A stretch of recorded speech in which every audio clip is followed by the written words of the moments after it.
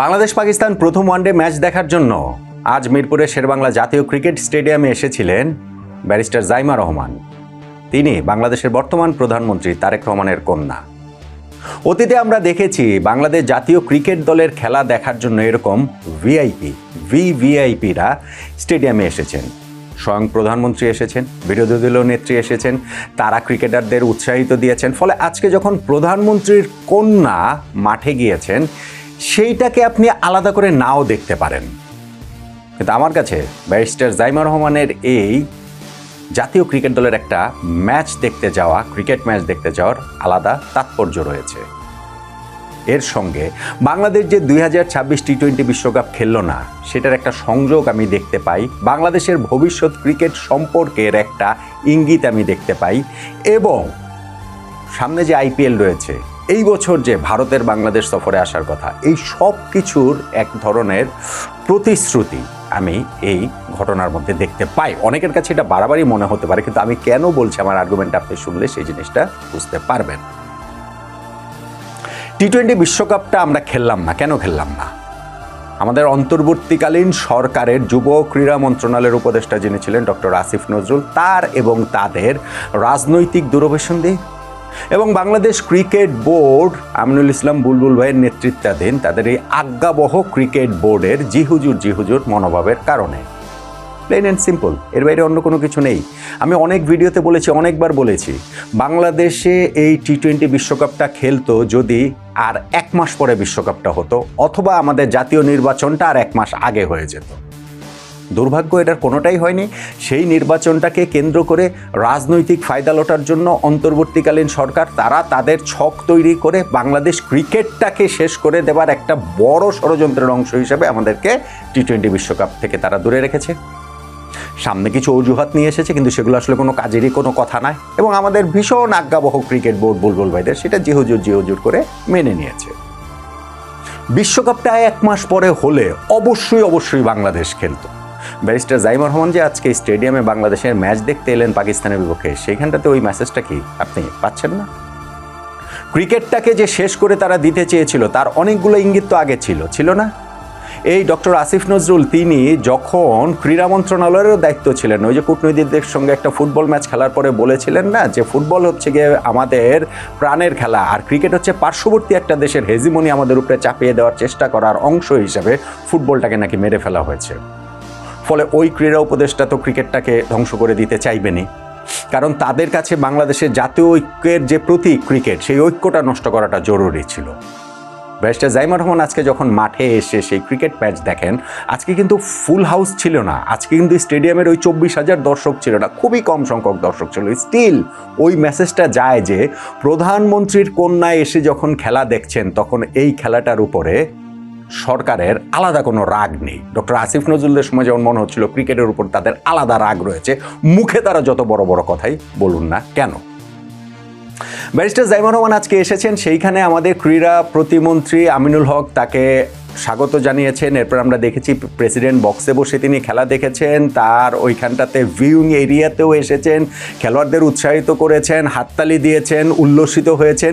এই টুকরো ছবিগুলো কিন্তু আমাদেরকে স্বস্তি দেয় যে না, বাংলাদেশ ক্রিকেটটা এর আগের যারা আমাদের সরকারের দায়িত্বে ছিলেন, অন্তর্বর্তীকালীন সরকার এবং যুব ক্রীড়া মন্ত্রণালয়ের উপদেষ্টা আমি স্পেসিফিক্যালি বললাম, তারা আমাদের ক্রিকেটটাকে যেই দৃষ্টিকোণ থেকে দেখতো, আমাদের নতুন সরকার সেই দৃষ্টিকোণ থেকে দেখবেন না। হ্যাঁ, ব্যারিস্টার জাইমা রহমান সরকারের কেউ না, আমি সেটা জানি, কিন্তু স্টিল মেসেজটা যায়, এবং সেই মেসেজটা আমার কাছে খুব লাউড অ্যান্ড ক্লিয়ার মনে হয় যে ক্রিকেটের প্রতি কোনো বিদ্বেষ নেই, বরং ক্রিকেট খেলাটাকে বিশ্বমঞ্চে আমরা যে একটা অবস্থান করে নিয়েছি, সেই জায়গাটাতে সামনে এগিয়ে যাওয়ার ক্ষেত্রে আমাদের এই সরকার কাজ করবে। আমাদের ক্রীড়া মন্ত্রী, আমি যে আসিফ নজরুলের কথা বলছিলাম, এখন আমাদের যে ক্রীড়া মন্ত্রী আমিনুল হক ভাই, তিনি তো হচ্ছে গিয়ে আপাতমস্তক স্পোর্টসম্যান, এবং তিনি নিজে ফুটবলার হওয়া সত্ত্বেও ক্রিকেটের প্রতি তার সেই দরদের জায়গাটা আমরা জানি।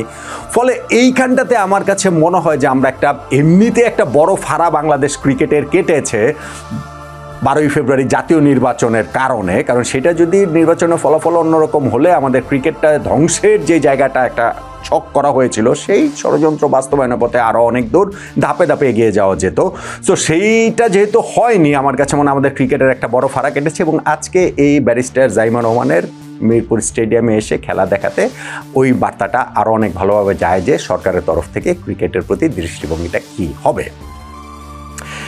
এখন আমি বলছিলাম আমাদের ক্রিকেটের ভবিষ্যৎ সম্পর্কের জায়গাগুলো কি। ভবিষ্যৎ সম্পর্কের জায়গাগুলোর ক্ষেত্রে আমার কাছে মনে হয় যে বিশ্ব ক্রিকেটে ভারতের সঙ্গে তো আর আপনি লড়াই করে পারবেন না, পারার তো কোনো উপায় নেই। ওই যে আমরা একটা মর্যাদার ট্রফি পেয়ে গেছি যে না আমরা ভারতে ওয়ার্ল্ড কাপ খেলতে যাইনি, কি হয়েছে? ভারতের কিছু হয়েছে, ওয়ার্ল্ড ক্রিকেটের কিছু হয়েছে, লস হয়েছে বাংলাদেশ ক্রিকেটার, আমরা একটা বিশ্বকাপ খেলিনি।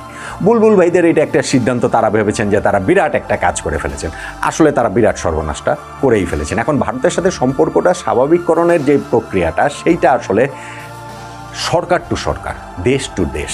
বাংলাদেশের সঙ্গে ভারতের সম্পর্কটা সহজকরণ যদি হয়, রাজনৈতিক সম্পর্কটা, সেই ক্ষেত্রে ক্রিকেটের সম্পর্কটাও সহজ হয়ে যাবে।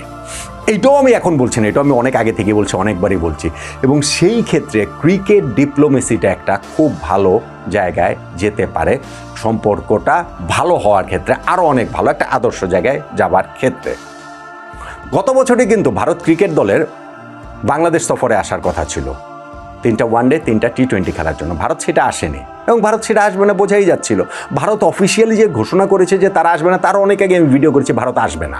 কেননা ওই বাংলাদেশের অন্তর্বর্তীকালীন সরকারের সঙ্গে ভারতের যে সরকার, সেই সরকারের যে সম্পর্ক, ওই সম্পর্কের মধ্যে ভারত বাংলাদেশে এসে ট্যুর করে যাবে না। তার ওই সফরটা পিছিয়ে দিয়েছে এক বছর পিছিয়ে এই বছর সেপ্টেম্বর মাসে ভারতের বাংলাদেশে আসার কথা। ভারত কি বাংলাদেশে আসবে? যদি আসে তাহলে ওয়ার্ল্ড ক্রিকেটে আমাদের যেই অনিশ্চয়তা, আমি শুধু ভারত আসলে আমাদের কমার্শিয়াল দিক রয়েছে, টিভি রাইটসের দিক রয়েছে, ওই সব কিছু আমি বাদ দিলাম। ভারতের একটা ট্যুর ভারত করলে এই বাকি সারা বছর আমরা সকলে ইন্টারন্যাশনাল ক্রিকেট আয়োজন করে যত টাকা ইনকাম করব, তার চেয়ে বেশি টাকা ভারতের ওই এক ট্যুর থেকে হয়ে যাবে বাংলাদেশে যদি আসে। আমি সেই জায়গাটাও বাদ দিলাম। ভারতের ক্রিকেটের সঙ্গে বাংলাদেশ ক্রিকেটের সম্পর্ক সহজ স্বাভাবিককরণের ক্ষেত্রে সেইটা একটা চূড়ান্ত জায়গা বলে দেখা হবে। এবং সেই কাজটা আমি মনে করি যে এখন যে ক্রিকেট বোর্ড রয়েছে আমিনুল ইসলাম বুলবুল ভাইয়ের, সেই বোর্ডের অধীনে কি হওয়া সম্ভব? আমার তা মনে হয় না। কারণ এই বোর্ড ভারতে গিয়ে তারা ওয়ার্ল্ড কাপ ম্যাচ খেলেনি।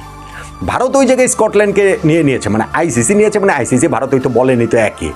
স্কটল্যান্ড গিয়ে ওয়ার্ল্ড কাপ খেলেছে, কিন্তু বাংলাদেশ যে খেলেনি, এই বুলবুল ভাইয়ের বিসিবি যে খেলেনি, ফাইনালি ডিসিশনটা তো এই বোর্ডের। সেই বোর্ড ভারতের সাথে সম্পর্ক সহজ করবে, স্বাভাবিক করবে। বুলবুল ভাইরা বাংলাদেশের এই ক্রিকেট বোর্ডের নেতৃত্বে থাকলে ভারত এসে বাংলাদেশ ট্যুর করবে, আমার সেটা মনে হয় না। এবং সেই জায়গাটাতে আমার মনে হয় আজকেই আবার জাতীয় ক্রীড়া পরিষদ থেকে একটা যে 5 সদস্যের কমিটি তৈরি করা হয়েছে বাংলাদেশ ক্রিকেট বোর্ডের নির্বাচনে অনিয়মের যে অভিযোগ খতিয়ে দেখার জন্য, যাদেরকে 15 কর্মদিবসের মধ্যে প্রতিবেদন দিতে বলা হয়েছে, সেইটার প্রেক্ষিতে এই ক্রিকেট বোর্ড থাকবে কিনা বড় প্রশ্নের জায়গা। সেটা আমি অনেক আগে থেকেই বলছি, বাংলাদেশের এই ক্রিকেট বোর্ড থাকবে না, আমিনুল ইসলাম বুলবুল ভাইয়ের এই ক্রিকেট বোর্ড থাকবে না। কোথায়, কিভাবে, কখন, কোন প্রক্রিয়াতে সেইটাকে ভেঙে দেওয়া হবে, জাস্ট সময়ের অপেক্ষা। ফলে এই ক্রিকেট বোর্ডটা না থাকলে আমি মনে করি ভারতের বাংলাদেশে আসার ক্ষেত্রে সেটাও একটা গুরুত্বপূর্ণ জায়গা তৈরি হবে নতুন ক্রিকেট বোর্ডের অধীনে। আমার মনে হয় না ভারতের বাংলাদেশে আসতে কোনো অসুবিধা হবে। এবং সরকারি পর্যায়ে যে সিগন্যালটা রয়েছে সেইটা ব্যারিস্টার জাইমুর রহমানের আজকে খেলা দেখতে যাওয়াতে প্রমাণ করে। এবং সেইখানটাতে আমি বলছিলাম যে আইপিএলের একটা বিষয় রয়েছে। বিষয়টা কি? এই যে বাংলাদেশ বিশ্বকাপ খেলতে গেল না, পুরো ঘটনাপ্রবাহের শুরুটা হয়েছিল আইপিএলের দল কলকাতা নাইট রাইডার্স থেকে মুস্তাফিজুর রহমানকে বাদ দেওয়ার ওই জায়গাটা থেকে, তাই তো? এবং তার প্রেক্ষিতে আমাদের সরকার বিপুল তারা একটা বীর সেজে একটা সিদ্ধান্ত নিয়ে নিল যে আইপিএলের কোনো ম্যাচ বাংলাদেশে সম্প্রচার করা হবে না, এই নিয়ে কোনো কথা বলা যাবে না, আলোচনা করা যাবে না, ব্লা ব্লা ব্লা। কিন্তু আইপিএলে বাংলাদেশের একজন ক্রিকেটার মুস্তাফিজ একটা দলে খেলতে পারলেন না, সেই জন্য আইপিএলের সম্প্রচার আলোচনা আপনারা সব বন্ধ করে দিলেন।